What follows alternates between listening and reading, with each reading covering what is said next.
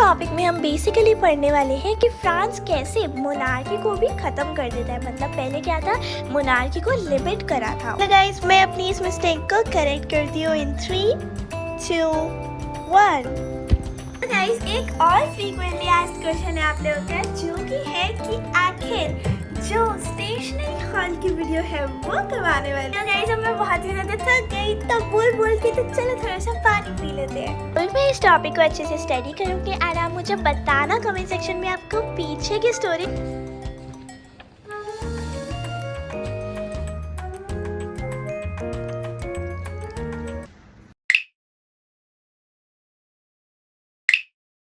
Hello everyone, welcome back to Lakshu Ki Dunya and welcome back to my productive study vlog as a 9th grader. So guys, चलो vlog start करने से पहले मैं आपको आपके कुछ frequently asked questions का आंसर दे देती हूँ.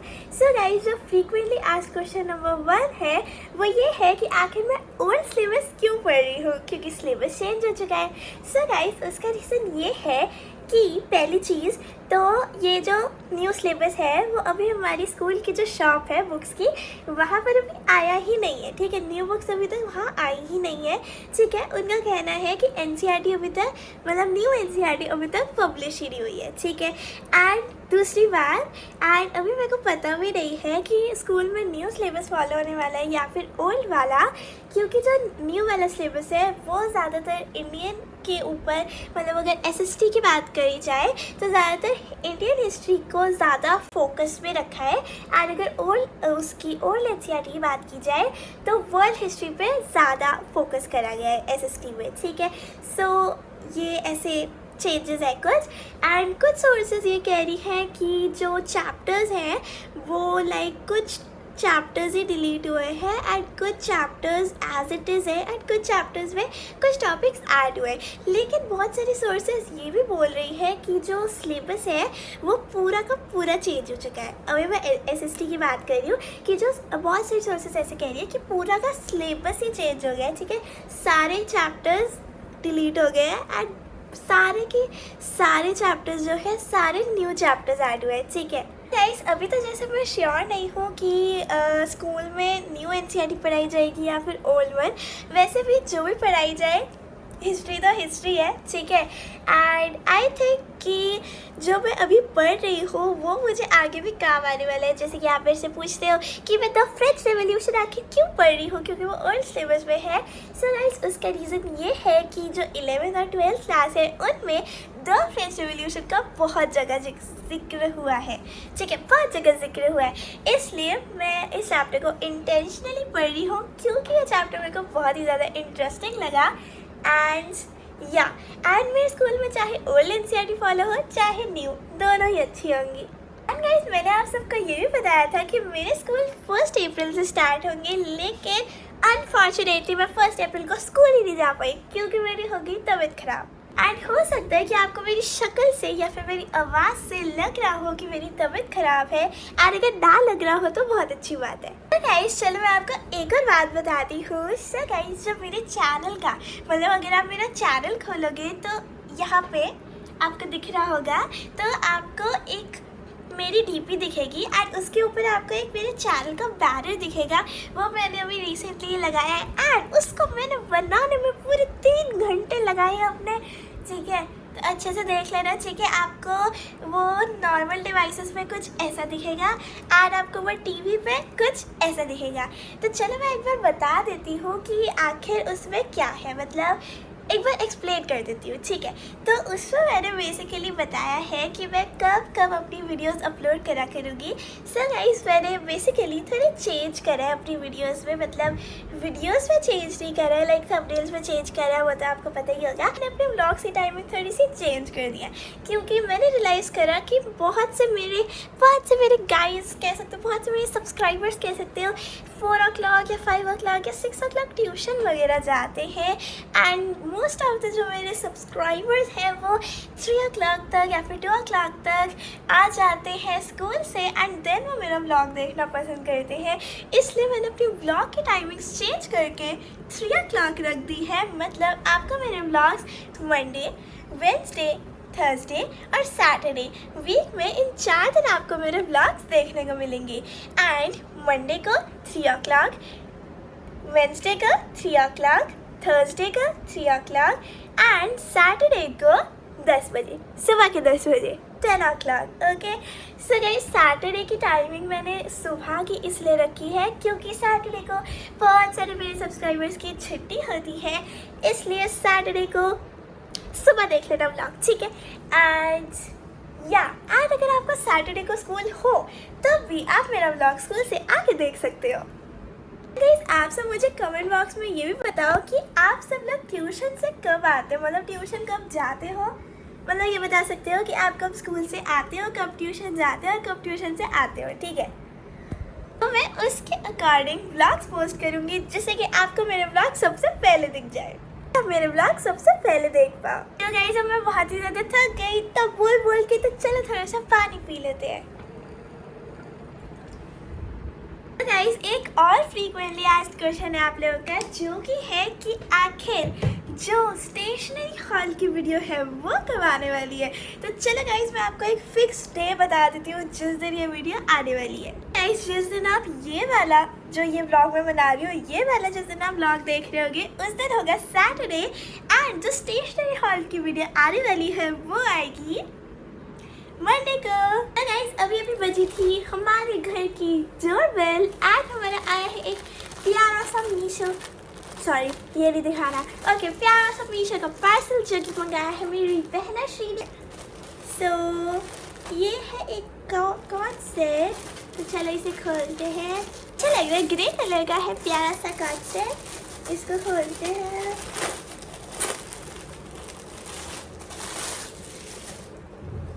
Okay so here it is. So ये है इसका टॉप, ये गद्दा दिख रहा होगा, इसको हटा देते हैं। एंड या this is the top of the cord set. तो गाइस अगर आपको इस कम्फी से नाइट सूट का लिंक चाहिए हो तो आपको डिस्क्रिप्शन बॉक्स में मिल जाएगा। Thums up. तो गाइस चलो पढ़ाई स्टार्ट करने से पहले गेस वर्ड क्या करना चाहिए, बोलने की भी जरूरत नहीं है। ये कि जो मेरा व्लॉग बहुत ही महीनों से, ये कह सकते हो बहुत पहले से देख रहे हैं तो उन्हें पता होगा कि मैं पढ़ने से पहले क्या करती हूँ। तो टेबल साफ, ऑब्वियसली।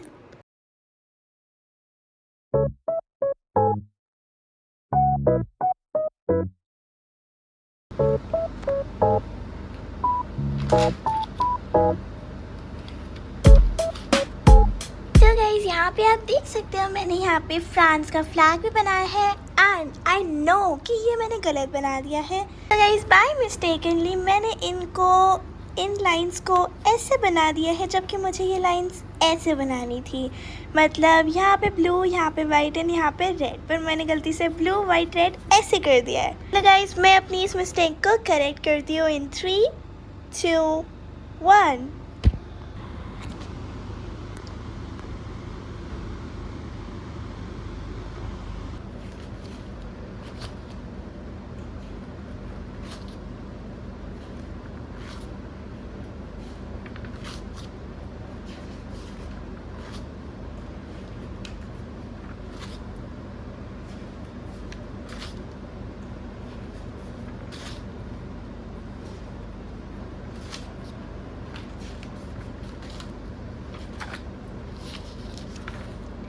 सो गाइस यहाँ पे मैंने बेचारे फ्रांस का झंडा खराब बना दिया है। खराब इन द सेंस बनाया तो सुंदर है पर मैंने गलती से गलत बना दिया है। तो चलो इसे भी सही करते हैं इन 3, 2, 1।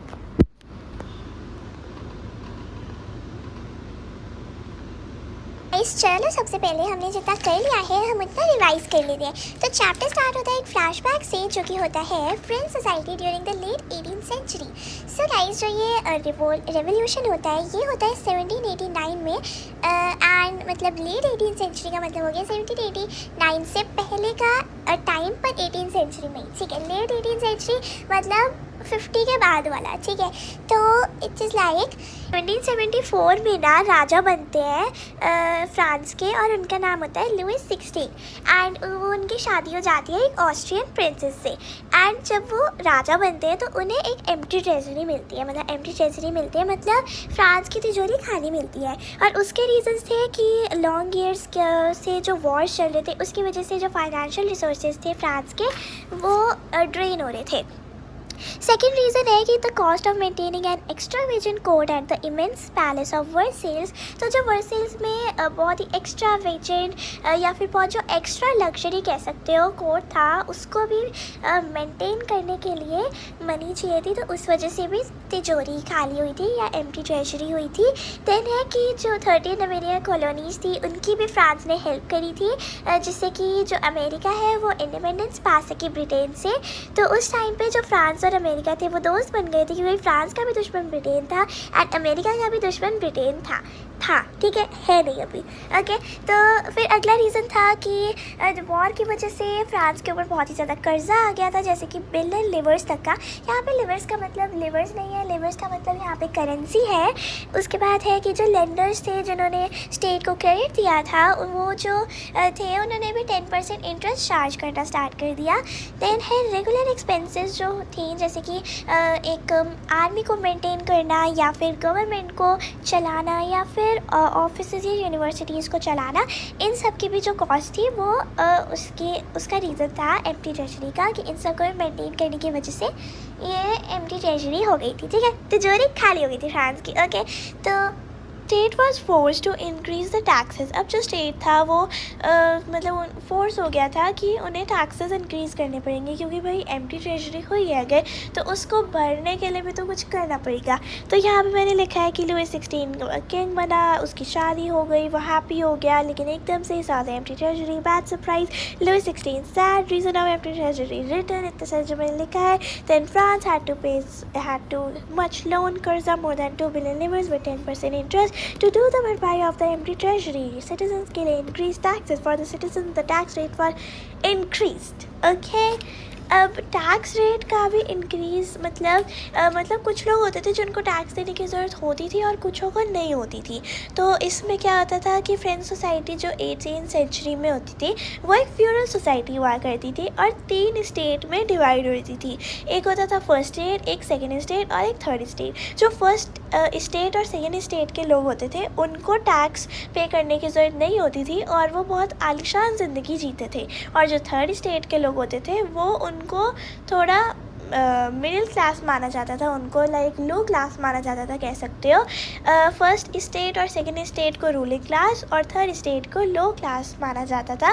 एंड इस थर्ड स्टेट के ही लोगों को बस टैक्सेस पे करने की ज़रूरत होती थी, इन दोनों को नहीं होती थी। जो ये दोनों होते थे इनको तो मतलब वो certain privileges by birth enjoy कर सकते हैं, बट थर्ड स्टेट के पास सर्टेन प्रिविलेजेस नहीं होती थी। उसके बाद यहाँ पे मैंने प्यारा सा केक बना रखा है कि फर्स्ट स्टेट, फिर सेकेंड स्टेट, फिर थर्ड स्टेट, ठीक है। तो उसके बाद अब जो टैक्स पे करने होते थे थर्ड स्टेट को, उसके भी 2 टाइप होते थे, एक होता था टिथ और एक होता था टेल। अब टिथ में बेसिकली लोगों को चर्च को देना होता था, टैक्स चर्च को देना होता था, यूजुअली 1/10 ऑफ देयर क्रॉप्स। मतलब अगर कोई इंसान 10% क्रॉप उगा रहा है तो 10% में से 1% क्रॉप देना पड़ेगा, चर्च को देना पड़ेगा उसको एज अ टैक्स के रूप में। और टेल का मतलब होता था, टेल वाला जो टैक्स होता था वो बेसिकली कॉमन पीपल के द्वारा पे करा जाता था किंग को। मतलब टिथ वाला टैक्स चर्च को पे करते थे और टेल वाला टैक्स उसमें क्या कहते हैं किंग को पे करते थे। और ओके, तो अब नेक्स्ट सब टॉपिक आता है the struggle to survive, subsistence crisis. ये 2 टॉपिक को मर्ज कर रखा है। तो स्ट्रगल टू सर्वाइव में कह सकते हो कि सबसिस्टेंस क्राइसिस में एक ऐसी सिचुएशन होती है जब जो बेसिक मीन्स ऑफ लाइवलीहुड होते हैं वो एंडेंजर्ड हो जाए, ठीक है। सबसिस्टेंस क्राइसिस की definition an extreme situation where basic means of livelihood are endangered. तो इसके रीजंस क्या है? इसके रीजंस क्या थे कि जो पॉपुलेशन थी उसमें बहुत ज़्यादा इंक्रीज़ आया था क्योंकि 1715 में जो पॉपुलेशन थी फ्रांस की वो थी 23 मिलियन एंड 1789 तक आते आते पॉपुलेशन 28 मिलियन तक हो गई थी। तो उसकी वजह से पॉपुलेशन इंक्रीज़ हुई तो जो खाने की डिमांड थी, फूड ग्रेन्स की जो डिमांड थी वो भी उनमें रैपिड इंक्रीज़ हुआ और उसकी वजह से जिसकी वजह से जो प्रोडक्शन ऑफ ग्रेन्स था वो कम हो गया। मतलब इसमें इन्वर्स प्रोपोर्शन आप कह सकते हो कि डिमांड बढ़ी तो प्रोडक्शन कम हो गई, क्योंकि मतलब कह सकते हो कि वो साथ साथ नहीं चल पाए दोनों, ठीक है। तो उसकी वजह से क्या हुआ कि डिक्लाइन इन प्रोडक्शन हुआ और ड्रॉट और हेल हुआ। अब डिक्लाइन इन प्रोडक्शन और ड्रॉट और हेल का मतलब है, डिक्लाइन इन प्रोडक्शन का बेसिकली मतलब है कि जो एक ब्रेड का प्राइस होता था पहले, जो एक स्टेबल डाइट होती थी मेजॉरिटी ऑफ द सिटीजन्स की, वो उनके जो प्राइस होते थे वो बहुत ज़्यादा बढ़ गए एंड जो वेजेस होते थे did not keep pace with the rise in prices और जो गैप होता था, मतलब जो गैप होता था गरीब और अमीर के बीच में, वो ज़्यादा वाइडन हो गया।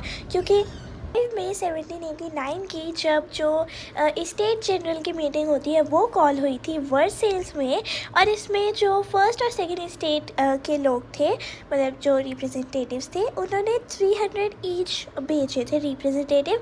मतलब फर्स्ट स्टेट ने 300 भेजे थे एंड सेकंड स्टेट ने 300 भेजे थे एंड वो फेसिंग रोज टू साइड्स ऐसे करके वो बैठे थे वर्सेल्स के हॉल में, ठीक है। Then the 600 members of the third state had to stand at the back. अब जो फर्स्ट स्टेट और सेकंड स्टेट के मिला के 600 रिप्रेजेंटेटिव थे, 300 करके, उतने ही थर्ड स्टेट के टोटल 600 मेंबर्स थे जिनको बैठने की भी जगह नहीं थी। मतलब इतना डिस्क्रिमिनेशन, और उनको पीछे बस खड़ा रहना पड़ा, ठीक है।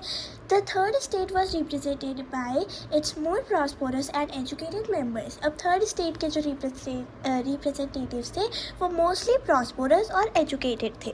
Then peasants, artisans and women were denied entry to the assembly. अब जो peasants थे, artisans थे, women थे, उनको एंट्री नहीं करने दी थी असेंबली में। Then, however, the grievances and demands were listed in some 40,000 letters which the representatives had brought with them. तो वो 40,000 लाइक मोर दैन 40,000 लेटर्स वो लेके गए थे मीटिंग में, कह सकते हो, दिखाने के लिए। जानते टसल इन मीटिंग, मतलब मीटिंग में ऐसे क्या टसल्स आई। तो वोटिंग इन पास, तो पहले के ज़माने में कैसी वोटिंग होती थी, according to the principle that each state had one vote. अब पहले के ज़माने में कह सकते हो मतलब पहले के टाइम पे वोटिंग में जो मतलब ईच स्टेट का ना एक वोट होता था। The time to Louis 16 was determined to continue the same practice. अब इस बार भी लुइस 16 ने सेम जो प्रैक्टिस थी वही करने का सोचा। But members of the third state demanded that voting now be conducted by the assembly as whole where each member would have one vote. लेकिन जो थर्ड स्टेट के मेंबर्स थे वो चाहते थे कि हर एक इंसान का अपना एक अलग वोट हो, वो ऐसे ना हो कि ईच स्टेट का एक वोट हो, ऐसे ना हो, जबकि कह सकते हो कि सबको ईच इंसान को अपना वोट देने का वो मिले, ठीक है। आउटकम, अब इस चीज़ का अब उन्होंने मांग रखी है कि हर किसी को वोट करने का, ईच मेंबर को वोट करने का राइट होना चाहिए। अब ये जो उन्होंने मांग करी, इसका आउटकम क्या था? इसका आउटकम था कि जो राजा था उन्होंने इस प्रपोज़ल को रिजेक्ट कर दिया कि नहीं करेंगे, ऐसे कर दिया, ठीक है। अब जो members of the third state थे उन्होंने असेंबली के बाहर चले गए वो, और उन्होंने प्रोटेस्ट करना शुरू कर दिया। Members of the third state walked out of the assembly and protest. अब वो प्रोटेस्ट करने लगे कि हमको ऐसी जगह पर नहीं आना है, ऐसी असेंबली में हमको नहीं जाना जहाँ पे हमारे कुछ कहे का कोई मान नहीं रखा जाता, और फर्स्ट स्टेट और सेकंड स्टेट के ही गुलाम बनते फिरते हैं राजा। तो एंड मतलब राजा सिर्फ उन्हीं की सुनते हैं, फर्स्ट स्टेट और सेकंड स्टेट के लोग की, ठीक है।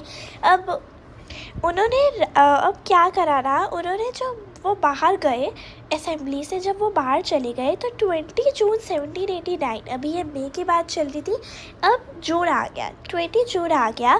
The representatives of third state assembled in the half of an indoor tennis court in the ground of Versailles. अब वो ना जो थर्ड स्टेट के लोग थे वो जो इंडोर टेनिस कोर्ट था ना वर्सेल्स पे ग्राउंड पे, वो वहाँ पे सारे इकट्ठे हो गए। क्यों हुए इकट्ठे? क्योंकि उन्होंने वहाँ पर खड़े होकर अपने आप को एक नेशनल असेंबली डिक्लेयर करा। नेशनल असेंबली मतलब जैसे कि जो राजा थे वो क्या कह सकते हैं, स्टेट्स जनरल की मीटिंग बुलाते थे, वैसे ही इन्होंने जो थर्ड स्टेट के प्रॉस्परस एंड एजुकेटेड लोग थे, इन्होंने अपने आप को एक नेशनल असेंबली माना कि मतलब वो भी कुछ एग्जिस्ट है। उन्होंने अपने आप को नेशनल असेंबली माना। swore not to disperse till they had drafted a constitution for France that would limit the powers of the monarchy। उन्होंने अपने आप से ये वादा करा कि वो एक कॉन्स्टिट्यूशन ड्राफ्ट करेंगे जिसपे वो फ्रांस के जो मोनार्की की पावर है, मतलब जो राजा की पावर है, उसको लिमिट कर देंगे। मतलब कह सकते हो कि ऐसा नहीं होगा कि राजा ही सब कुछ कर रहा है, ठीक है, राजा ही भगवान है, ऐसा नहीं होना चाहिए, क्योंकि सबकी राइट्स के ऊपर ध्यान देना चाहिए।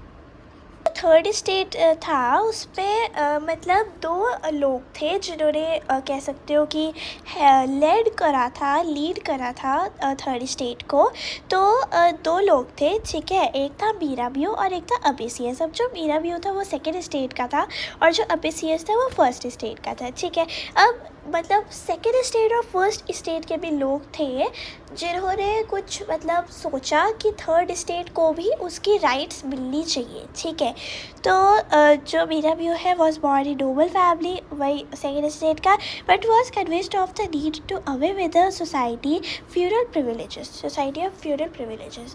ही bought out a journal and delivered powerful speeches to the crowds assembled at Versailles. अब अबेसियस का क्या है, ओरिजिनली अ प्रीस्ट मतलब फर्स्ट स्टेट का है, wrote an influential pamphlet called What is the Third State। अब अबेसियस का कहना था कि थर्ड स्टेट क्या है, मतलब उन्होंने ऐसे भी लिखी थी, ठीक है, कि what is the third state, ऐसे बुक लिखी थी काइंड ऑफ। तो कि थर्ड स्टेट क्या है, उसको भी अपनी राइट्स मिलनी चाहिए। तो both were in the support of third state, wanted बदलाव। अब इनको भी बदलाव चाहिए था क्योंकि थर्ड स्टेट को भी अपनी राइट्स मिलनी चाहिए। चलो हम इवेंट्स को कनेक्ट करते हैं। While the national assembly was busy at Versailles drafting a constitution the France sheath with turmoil. अब जब नेशनल असेंबली बिजी थी कॉन्स्टिट्यूशन को ड्राफ्ट करने पे, जैसे कि उन्होंने बोला था कि वो कॉन्स्टिट्यूशन को ड्राफ्ट करेंगे, कॉन्स्टिट्यूशन बनाएंगे, तो वैसे ही जो ये तीन चीज़ें हो रही थी, पहला सबसिस्टेंस क्राइसिस मतलब basic means of livelihood endangered हो गई थी। दूसरा एम्प्टी ट्रेजरी मतलब फ्रांस की तिजोरी खाली, जिसकी वजह से टैक्स रेट बढ़ रहा था। फिर है राइजिंग प्राइसेस मतलब जिसमें मतलब प्राइस बहुत ज़्यादा बढ़ रहा था चीज़ों का। तो ये इन तीनों चीज़ों की वजह से सिटीजन्स वर्सेस किंग हो गया था। मतलब citizens versus king, you can say कि सिटीजन्स और किंग के बीच में बहुत ज़्यादा कह सकते हो कि वर्सेस हो गया था, मतलब हाँ वर्सेस हो गया था, हाँ मतलब समझ जाओ यार, ठीक है। हाँ, तो at the same time the king order troops to move into Paris. अब किंग को लगा कि वैसे ही सिटीजन्स बहुत ज़्यादा गुस्सा है, तो उन्होंने ट्रूप्स मतलब सोल्जर्स को, सैनिकों को भेज दिया पेरिस में। उन्होंने हाँ ऐसे सैनिक वगैरह को भेज दिया। और फिर जो वो थे क्या कहते हैं, जो सिटीजन्स थे, उनको जब पता चला कि राजा ने ऐसे ट्रूप्स भेजे हम पे हमला करने के लिए, तो ऐसे र्यूमर्स फैले कि हमला करने के लिए भेज रहे हैं ट्रूप्स, ठीक है। तो उस हिसाब से फिर सिटीजन्स के दिमाग में राजा की इमेज और ज़्यादा ख़राब हो गई। Sorry, in 14 July 1789, the educated crowd stormed and destroyed the Bastille। अब ऐसे ही गुस्से में 14 जुलाई मतलब इवेंट ऑफ रेवोल्यूशन 14 जुलाई 1789 पे जो क्राउड था, गुस्से में क्राउड जो था, उन्होंने बेस्टाइल को पूरा डिस्ट्रॉय कर दिया, ठीक है। अब इवेंट्स इन कंट्री साइड, अब कंट्री साइड में क्या इवेंट्स हो रहे थे? In the countryside rumour spread from village to village that the lords of manor had hired bands of brigands who were on their way to destroy the ripe crops. अब ऐसे कुछ country side में rumours फैले कि जो lands of कह सकते हो मैन्योर थे, जो बैंड्स ऑफ ब्रिगेंड्स थे, वो ना राइप क्रॉप्स को डिस्ट्रॉय करने वाले थे, ऐसे रूमर फैल रहे थे। Then caught in a frenzy of fear, पीसेस in several districts seized horses and pitchforks and attacked chityaks. अब मतलब जब लोगों के दिमाग में इतना फियर हो ही गया था तो कुछ पीजेंट्स वगैरह ने सेवरल डिस्ट्रिक्ट्स को भी अटैक करने की कोशिश करी.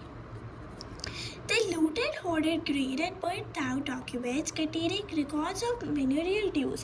मतलब manorial dues मतलब टैक्स के, मतलब किसने टैक्स दिया है, किसने नहीं दिया है, कितना दिया है, तो जिसमें डॉक्यूमेंट्स में वो लिखे थे उन सबको जला दिया. अब सपोज़ किसी पीजेंट ने टैक्स नहीं दे रखा तो उस पीजेंट ने जाके औरों के साथ मिलके वो manorial dues के जो डॉक्यूमेंट्स थे वो जला दिए कि इनके पास रिकॉर्ड ही ना रहे कि मैंने टैक्स नहीं दिया तो देना ही नहीं पड़ेगा. ठीक है, अब ये सब गुस्से में उन्होंने करा क्योंकि पहली चीज़ टैक्स रेट बढ़ रहा था, दूसरी चीज़ खाने के भी प्राइसेस बढ़ रहे थे, वो खाना भी नहीं अफोर्ड कर पा रहे थे. ठीक है, उनके पास पैसा हो ना हो टैक्स देना पड़ेगा. ठीक है, तो ये सिचुएशन थी. तो a large number of nobles fled from their homes, many of them migrating to neighboring countries. अब बहुत सारे neighboring countries में भी जाने का सोच रहे थे. इम्पैक्ट, अब इन सब चीज़ों का इम्पैक्ट क्या हुआ? Faced with the power of his revolting subjects, अब ये जो revolting के वो थे, Louis XVI finally accorded recognition to the National Assembly and accepted the Constitution. अब जो ये सारा revolt हुआ, ये जो सारा रेवोल्यूशन हुआ, इसकी वजह से जो लुइस 16 था उन्होंने सोचा कि मतलब इससे पहले कि मतलब इन्होंने इतना ज़्यादा कर दिया है काम, ठीक है, इससे पहले ये मेरे तक भी पहुंच जाए. मतलब लुइस 16 सोच रहा था इससे पहले ये मेरे को भी कहीं जला दे या मार दे मेरे को भी, ठीक है, सब मिल के, उससे पहले मैं इनकी बात मार लेता हूँ. क्योंकि राजा जो था उसको अपना शासन बहुत ज़्यादा प्यारा था. ठीक है, वो नहीं चाहता था कि उसका शासन उसके हाथ से चला जाए, उसकी राजगद्दी उसके हाथ से चली जाए. तो जो राजा था उसने सोचा कि चलो ठीक है, कॉन्स्टिट्यूशन एक्सेप्ट कर लेता हूँ, लेकिन तभी मोनार्की तो रहेगी. ठीक है, अब इसका आउटकम क्या था?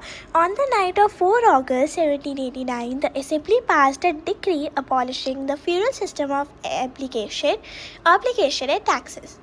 4 अगस्त 1789 की रात को असेंबली ने एक ऑर्डर पास करा कि जो फ्यूडल सिस्टम और ऑब्लिगेशन ऑफ टैक्सेस है उनको ख़त्म करो. ठीक है, members of the clergy to were forced to give up their privileges. अब जो मेंबर्स ऑफ द क्लर्की थे, मतलब फर्स्ट स्टेट और सेकेंड स्टेट के थे, उनको भी अपनी प्रिविलेजेस को त्यागने पर फोर्स करा गया.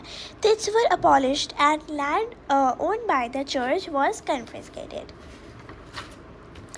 अब नेक्स्ट सब टॉपिक हमारा आता है आउटब्रेक ऑफ द रेवोल्यूशन के अंदर ही जो सब टॉपिक है वो है France becomes a constitutional monarchy. अब कॉन्स्टिट्यूशनल मोनार्की का क्या मतलब है? कॉन्स्टिट्यूशनल मोनार्की का बेसिकली मतलब है कि कह सकते हो कि अब मोनार्की तो है, मतलब राजा तो है, लेकिन राजा कॉन्स्टिट्यूशन के हिसाब से चलेगा.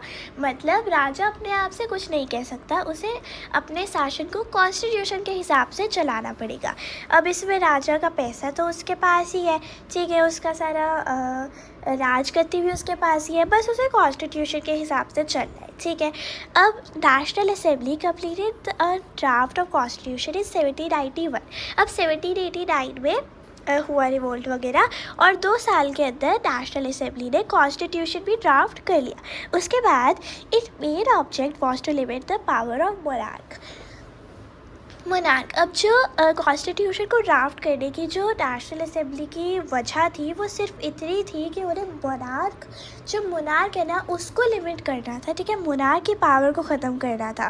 देन है this power instead of being concentrated in the hands of one person, the constitution is now separated and assigned to different institutions, the legislature, the executive and the judiciary. अब जो ये power थी instead of concentrated in one hand, मतलब सिर्फ एक person के कंधों पर यूँ कैसे कि जिम्मेदारी सारी करिए, उससे बेहतर है कि पावर जो है वो 3 उसमें डिवाइड हो जाए, एक जुडिशरी, एक एग्जीक्यूटिव और legislature. This made France a constitutional monarchy. अब इसमें देख लेते हैं 3 सिस्टम में. अब जो लेजिस्लेचर होता है ना वो लॉज को कह सकते हो बनाता है. ठीक है, जो एग्जीक्यूटिव होता है वो कह सकते हो कि जो लॉज को एग्जीक्यूट करता है, और जुडिशरी लॉज को प्रोटेक्ट करता है, लोगों को जस्टिस देता है. सो लेजिस्लेचर में नेशनल असेंबली आ जाती है, इलेक्टर्स आ जाते हैं, एंड एग्जीक्यूटिव में किंग आ जाएगा, मिनिस्टर्स आ जाएगा, पर नेशनल असेंबली किंग को भी कंट्रोल करेगी और मिनिस्टर्स को भी कंट्रोल करेगी। उसके बाद जुडिशरी जो होगा उसमें जज होगा, एंड जो एक्टिव सिटीजन्स होंगे वो जज को वोट करेंगे। जो एक्टिव सिटीजन्स होंगे ना वो होंगे 4 million of a population of 28 million. और जो पैसिव सिटीजन्स होंगे मतलब जो एक्टिव सिटीजन्स होंगे उनके पास वोटिंग की राइट्स होंगी और पैसिव सिटीजन्स के पास वोटिंग राइट्स नहीं होंगी। मतलब कह सकते हो कि 3 million main, women, children and below 25 people कह सकते हो कि उनको अलाउ नहीं होता था वोटिंग का। ठीक है, अब elections and national assembly. National assembly was indirectly elected. अब नेशनल असेंबली जो होती थी वो इनडायरेक्टली इलेक्ट होती थी। Citizens voted for a group of electors who in turn chose the assembly. Not all citizens however had the right of vote. अब देखो यहाँ पे देखो जो राजा की पावर थी वो कम हो गई। ठीक है, टैक्सेस देने का वो सिस्टम बंद हो गया। ठीक है, एंड सर्टेन प्रिविलेजेस बंद हो गई। ठीक है, कॉन्स्टिट्यूशन ड्राफ्ट हो गया, राजा की पावर लिमिट हो गई, लेकिन अभी भी बहुत सी ऐसी राइट्स थी, बहुत सी ऐसी चीज़ें थी जो मिसिंग थी कॉन्स्टिट्यूशन में। मतलब कॉन्स्टिट्यूशन ये कहना चाहिए कि सबको इक्वल राइट मिलनी चाहिए, वो ऐसा कहते तो थे कॉन्स्टिट्यूशन ड्राफ्ट करने के बाद भी, लेकिन उसके बाद भी बहुत से लोगों को अभी भी राइट्स नहीं मिलती थी उनकी। तो वो भी हम आगे पढ़ेंगे कि उन्हें भी कैसे राइट्स मिली। अब वही एक्टिव सिटीजन्स और पैसिव सिटीजन्स के बीच का डिफरेंस है कि they were able to vote, active का, और पैसिव का they were not able to vote. उसके बाद है to qualify as an elector and there has a number, and then as a member of assembly a man had to belong to the highest brackets of taxpayers. अब जो अगर किसी को इलेक्टर बनना है ना तो फिर वो अगर असेंबली का हिस्सा बन रहा है तो एक इंसान को highest brackets of tax payers में बनना पड़ेगा। मतलब जो ज़्यादा टैक्स पे करेगा वो बनेगा इलेक्टर। कॉन्स्टिट्यूशन ऑफ 1791 था, उसमें the constitution began with the declaration of the rights of man and citizens. मतलब अब देखो इसमें भी भेदभाव हो गया। मतलब rights of man and citizens मतलब यहाँ पे वुमेन का, चिल्ड्रन का कोई बात नहीं हुई, जस्ट सिटीजन्स लिख दिया मैन के साथ। तो इसमें भी बहुत सारी चीज़ें थी, बहुत से लोगों को अपनी इंडिपेंडेंस नहीं मिली थी, मतलब अपनी इक्वालिटी, फ्रीडम उस टाइम तक भी नहीं मिली थी जो वो उन्हें आगे मिलती है।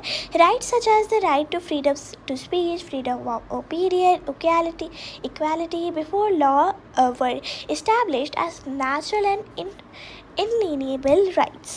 They belong to each and every human being by birth and could not be taken away. तो ऐसा वो लोग बोलते तो थे कॉन्स्टिट्यूशन ड्राफ्ट करने के बाद भी, लेकिन अभी भी बहुतों को इंडिपेंडेंस नहीं मिल पा रही थी। It was the duty of the state to protect that a citizens natural right. अब जो स्टेट था उसकी ड्यूटी होती थी कि वो हर एक सिटीजन्स के नेचुरल राइट्स को प्रोटेक्ट करे। अब रीडिंग पॉलिटिकल सिम्बल्स, अब एक सब टॉपिक काइंड कह सकते हो कि जो पॉलिटिकल सिम्बल्स होते थे उन्हें कैसे रीड करते हैं। अब जो majority of the main and women होते थे 18th सेंचुरी के, वो रीड या राइट नहीं कर पाते थे, तो इसलिए उनके लिए सिम्बल्स बनाए गए। So images and symbols were frequently used instead of printed words to communicate important ideas. तो इंपॉर्टेंट आइडियाज़ को वो करने के लिए ऐसे आए। ठीक है, the painting by Le Beer uses main such symbols to convey the content of Declaration of Rights. अब राइट्स के डिक्लेरेशन के लिए बहुत सारे सिम्बल्स ऐसे हैं, लाइक 9 सिम्बल्स है टोटल। तो चलो एक एक करके समझते हैं। पहला सिम्बल जो है वो है द ब्रोकन चेन, यहाँ पे मैंने बनाया भी हुआ है। जो चेन्स होती है ना उनको, मतलब जो स्लेव्स होते हैं उनको बंदी बनाने के लिए चेन ज़्यादातर यूज़ होती है। और टूटी हुई मतलब ब्रोकन चेन्स का मतलब होता है कि सब फ्री है, मतलब सबके पास फ्रीडम है। सेकेंड है the bundle of rods and fasces, मतलब ये जो रॉड्स और फास्क का एक बंडल है। तो इसका बेसिकली क्या मतलब है कि जो एक अगर रॉड हो, अगर आप उसे पकड़ के तोड़ो, या फिर अगर आप एक पेंसिल लो और उसको तोड़ो पकड़ के, तो आपसे वो टूट जाएगी। लेकिन अगर आप एक पूरा पेंसिल का बंडल हाथ पे पकड़ो और उसको तोड़ने की कोशिश करो तो आप उसे नहीं तोड़ पाओगे, या फिर अगर तोड़ भी पाओ तो बहुत ज़्यादा एनर्जी चाहिए होगी उसे तोड़ने के लिए। ठीक है, तो यही यूनिटी को दर्शाता है कि स्ट्रेंथ लाइज इन यूनिटी। तो यही इस सिंबल का बेसिकली मतलब है। देन थर्ड है the I with in a triangle radiating light. तो इसका बेसिकली मतलब है कि एक आई है जो कि सब कुछ देख रही है, मतलब the eye like the all seek eye starts for knowledge, मतलब ये नॉलेज पर स्टार्ट करता है। The rays of the sun will drive away the clouds of ignorance. Fourth है स्केप्चर। अब ये एक सिंबल ऑफ रॉयल पावर होता है जो कि मैंने यहाँ पे बनाया भी है। हाँ, तो स्केप्चर का बेसिकली बस एक सिंबल ऑफ रॉयल पावर ही है, जैसे कि मोनार्की वाला कॉन्स्टिट्यूशन था तो इसलिए ये भी एक सिंबल था उस पर। फिफ्थ है snake biting its tail to form a ring. अब ये देखो यहाँ पे स्नेक क्या है, ये अपनी टेल ही खा रहे हैं। अब देखने में लग रहा होगा कि कितना पागल है, अपनी टेल को खा रहे हैं, मतलब अपने ही पैर पे कुल्हाड़ी मार रहा है, लेकिन इसका मतलब ये नहीं है। इसका मतलब है कि ये एक सिंबल ऑफ इटर्निटी है। इटर्निटी मतलब कॉन्टिन्यूटी, मतलब ये ना एक रिंग बनाता है, मतलब स्नेक जो बाइट करते हैं अपनी टेल को तो वो एक रिंग बनाते हैं, और रिंग का मतलब होता है जिसकी कोई शुरुआत भी ना हो और कोई अंत भी ना हो, तो उसका मतलब रिंग होता है। तो a ring has neither beginning nor ending. Red फिर अगेन कैप। अब आई डोंट नो इस वर्ड की क्या प्रोनाउंसिएशन है, I hope I pronounce it right, ठीक है। अब ये जो लाल रंग की कैप है ये बेसिकली जो स्लेव्स होते थे वो पहनते थे जब वो फ्री हो जाते थे। तो जब स्लेव्स को फ्रीडम मिल जाती थी तब वो ऐसी कैप पहन के सबको दिखाते थे। तो cap worn by slaves upon becoming free. Then सातवां है ब्लू वाइट रेड। अब ये है नेशनल कलर्स ऑफ फ्रांस, जो कि मैंने पहले फ्लैग का कलर बना दिया था but then I corrected it. तो ये नेशनल कलर्स है फ्रांस के। देन है एथ द विंग्ड वुमेन। अब ये जो मैंने प्यारी सी कह सकते हो परी सी बनाई है, तो ये एक विंग्ड वुमेन है एंड ये जो विंग्ड वुमेन है ये पर्सोनिफिकेशन ऑफ द लॉ को दर्शाती है, ठीक है। अब ninth and the last symbol जो कि हम इस चैप्टर में पढ़ने वाले हैं सिंबल, वो है द लॉ टैबलेट। अब ये मेरे से बनी नहीं ढंग से but I tried my best to make it, ठीक है। अब इसका मतलब क्या होता है ना, the law is the same for all and all are equal before it. तो इसमें इसके सिंबल का मतलब है कि जो लॉ है वो सबके लिए इक्वल है, और कि लॉ सबके लिए इक्वल है और सबके लिए सेम है। Yes, this is the basic meaning of it. आगे बढ़ते हैं हमारे थर्ड टॉपिक की तरफ। पहला टॉपिक था हमारा French society during the late 18th century. दूसरा हमारा टॉपिक था आउटब्रेक ऑफ द रेवोल्यूशन, जिसके बहुत सब टॉपिक्स थे, फर्स्ट के भी सब टॉपिक थे वैसे तो। और थर्ड जो हम टॉपिक पढ़ने वाले हैं वो है France अबॉलिशेस monarchy and becomes Republic.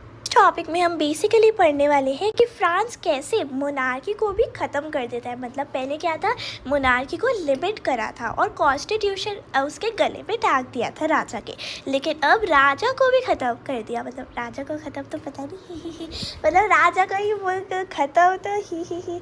हाँ, तो राजा का मर्डर नहीं कर दिया, ठीक है। वो एक्चुअली मैंने अभी ये टॉपिक पूरा पढ़ा नहीं है, मैंने ये इतना ही पढ़ा है अभी।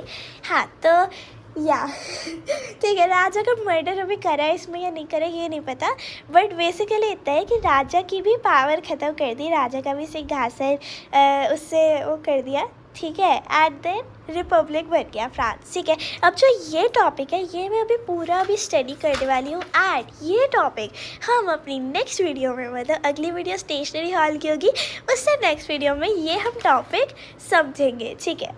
अभी मैं इस टॉपिक को अच्छे से स्टडी करूँगी एंड आप मुझे बताना कमेंट सेक्शन में आपको पीछे की स्टोरी कैसी लगी। माना कि ये ओल्ड NCERT का सिलेबस है बट जेन्युइनली इसकी स्टोरी बहुत इंटरेस्टिंग है। एंड गाइस, मेरे से बहुत लोग ये भी पूछ रहे थे कि मैं क्या कहते हैं कि मैं वो कैसे करती हूँ, मतलब मैं अपने नोट्स कैसे बनाती हूँ। तो वैसे आपने मेरे इतने सारे नोट्स देख ही लिए होंगे, मतलब मैंने इतना एक्सप्लेन करा है तो आप बताना कमेंट सेक्शन में आपको मेरे नोट्स कैसे लगते हैं। मतलब अगर आप पूछते हो मेरे से कि नोट्स कैसे बनाते हो तो अच्छे लगते हो क्या, ऑब्वियसली ही। हाँ, तो मैं बता देती हूँ कि मैं नोट्स कैसे बनाती हूँ। हाँ, तो मैं नोट्स कैसे बनाती हूँ ये चीज़ मैं आपको बताने वाली हूँ अपने स्टेशनरी हॉल की अगली वीडियो में, तो स्टे ट्यून्ड एंड अभी ये पूरी देखो वीडियो।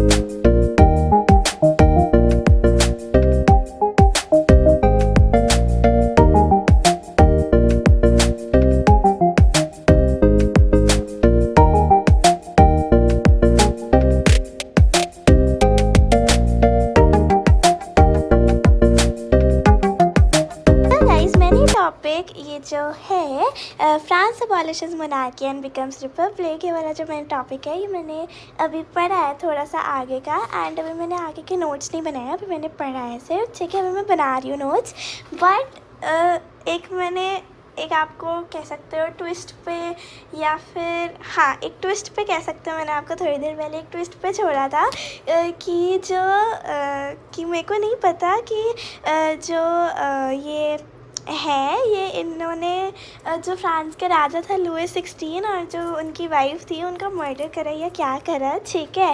तो वो सब मुझे उस टाइम नहीं पता था, बट अब मुझे पता चल चुका है। बट ये जो सस्पेंस है स्टोरी का, ये जो सस्पेंस है, ये मैं आपको बताने वाली हूँ अपनी नेक्स्ट वीडियो में, ठीक है। आप कह सकते हो कि वो वीडियो आएगी वेंसडे को, ठीक है। तो या अब अगर कोई भी 10th क्लास का या कोई भी 9th क्लास का जिसने चैप्टर पढ़ लिया हो, ठीक है, अगर कोई और इस वीडियो को देख रहा हो जिसको पता हो कि इसका ये क्या होने वाला है, ठीक है, तो कमेंट में नो चीटिंग कमेंट में, ठीक है। इसका खुलासा मैं करने वाली हूँ वेंसडे को, सो स्टे ट्यून्ड।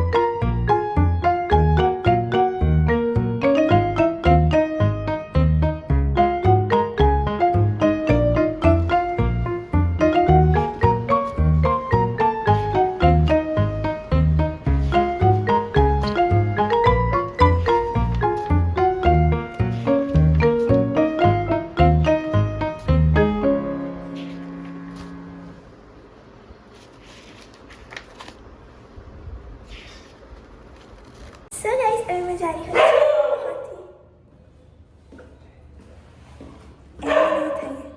एमी नहीं है ये।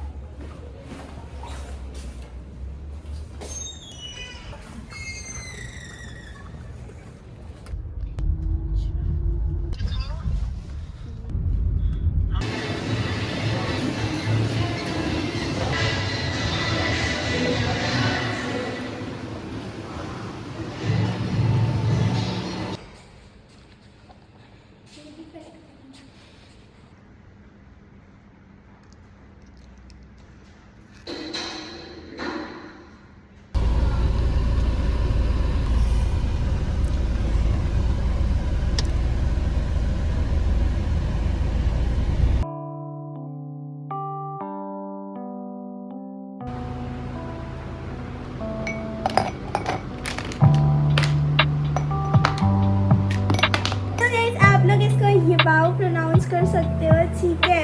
मेरे को तो बस भैया बैग अच्छा लगा तो मैं बैग के